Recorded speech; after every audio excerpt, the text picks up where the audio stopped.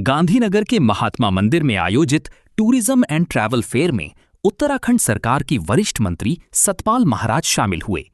इस दौरान उन्होंने मीडिया से बातचीत में गुजरात और उत्तराखंड के बीच पर्यटन सहयोग को मजबूत बनाने पर जोर दिया। साथ ही विकसित भारत के निर्माण में पर्यटन की अहम भूमिका बताते हुए युवाओं को भटकाने वाली गतिविधियों से सतर्क रहने की सलाह भी दी। सतपाल महाराज ने युवाओं से भी अपील की कि वे किसी भी तरह के भड़काऊ आंदोलन या भ्रामक प्रचार से सावधान रहें और देश के विकास में सकारात्मक योगदान दें। भ्रामक प्रचार से सावधान रहें और देश के विकास में सकारात्मक योगदान दें। गुजरात का और उत्तराखंड का बड़ा पुराना नाता रहा है और गुजरात हमेशा यहाँ के पर्यटक हमारे उत्तराखंड में आते रहे हैं, चाहे वो चारधाम यात्रा हो, चाहे कुंभ की यात्रा हो, चाहे अर्धकुंभी की यात्रा हो, हमेशा उत्तराखंड की तरफ देखा है। मैं यहाँ के सभी पर्यटकों को बहुत बहुत धन्यवाद देना चाहूँगा, गुजरातियों को धन्यवाद देना चाहूँगा जिन्होंने यात्रा करके हमारे उत्तराखंड को लाभ पहुँचाया है। और निश्चित रूप में चारधाम यात्रा बड़ी महत्वपूर्ण यात्रा है। अब हम वहाँ ट्रैकिंग कर रहे हैं और युवकों को आकर्षित करने की हम बात कर रहे हैं। हाई माउंटेन जो है, एक्सट्रीम अल्ट्रा ट्रैक्स जो है पहाड़ में, आदि कैलाश में, मानसरोवर में, वहाँ पर उस तरह से हम कर रहे हैं, उसको अरेंज कर रहे हैं।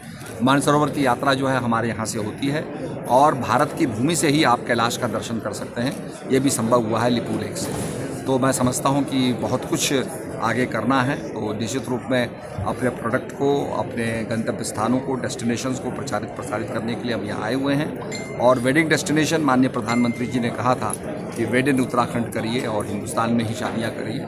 तो हमारा उत्तराखंड बहुत बड़ा वेडिंग डेस्टिनेशन बन चुका है। सर, गुजरात का क्या कहेंगे? गुजरात से लोग उत्तराखंड आ रहे हैं वेडिंग डेस्टिनेशन के लिए।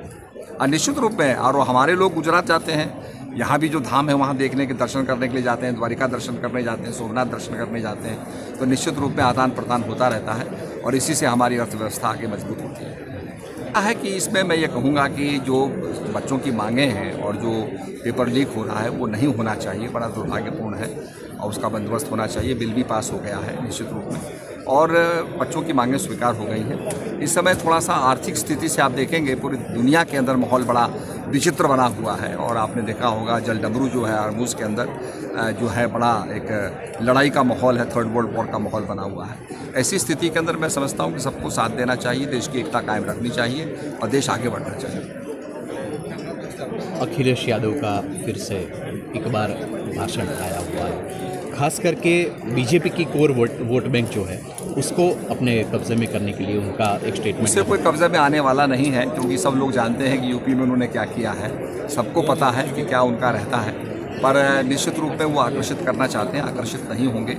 हमारा जो वोट बैंक है वो मजबूत रहेगा और निश्चित रूप में मैं समझता हूँ कि एकता रहेगी, कायम रहेगी और देश आगे बढ़ेगा। लेकिन सर, अयोध्या राम मंदिर वाला मुद्दा भी तो है। निश्चित रूप में मुद्दा है। जो जैसा करेगा फल पाएगा। जो जस करें तो तस फल चाखा। जो जैसा करता है उसको फल मिलता है। जिसने बुरा किया वो बुरा होगा उसका। और निश्चित रूप में दूध का दूध और पानी